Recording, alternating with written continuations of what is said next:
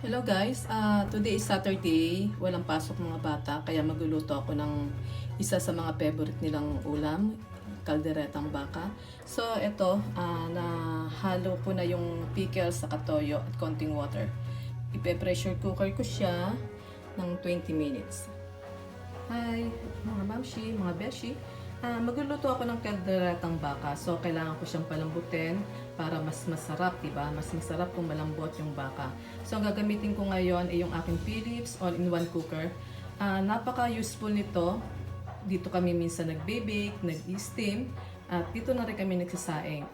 Maganda tong gamitin pagpapalambot kasi hindi siya yung tipong biglaang sa pagpapalambot. Na-slow cook siya. Tapos mura din ko itong nabili. Nabili ko to dito sa Pasig sa isang bodega sale.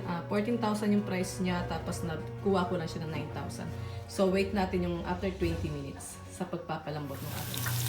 Habang nagpapalambot tayo ng baka, ipiprito na natin yung patatas. Pinapride ko yung patatas sa yung carrots bago ko ilagay dun sa iluluto kong kaldereta. Mas masarap kasi pag fried mo yan.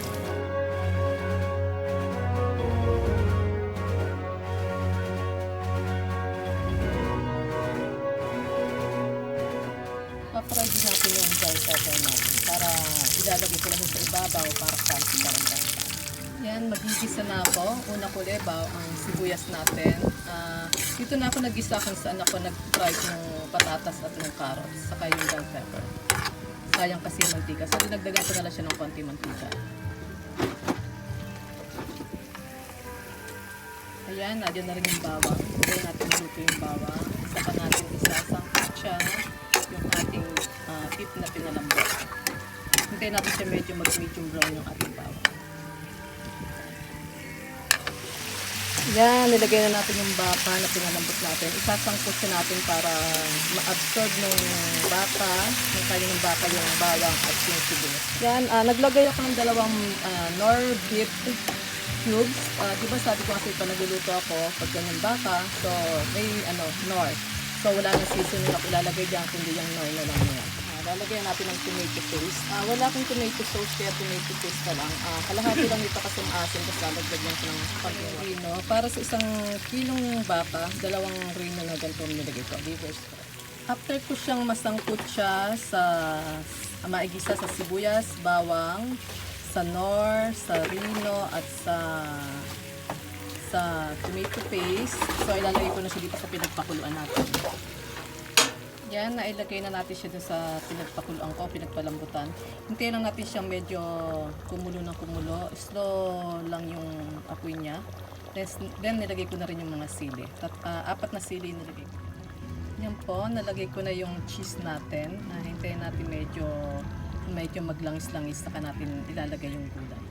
Ayan na, nalagay na natin yung ating patatas at carrots. Medyo pailaliman natin para maluto siya. Kasi hindi naman, nung pinaride ko, hindi naman siya luto-luto. Parang half cook lang. So, ayan. Ayan na guys, nilagay na natin yung sili. Takpan na lang natin ng mga after 3 minutes. Tapos hahangin siya.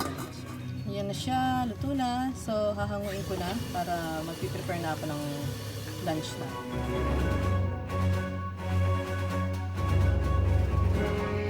Guys, nagastos ko dito sa ulam namin, 550, tapos siguro preparation, then hanggang pagluto, less than an hour, naluto na siya. So, etong ulam namin ngayon tanghalian, aabutin na to hanggang hapunan, kaya tipid pa rin, cost ng 550.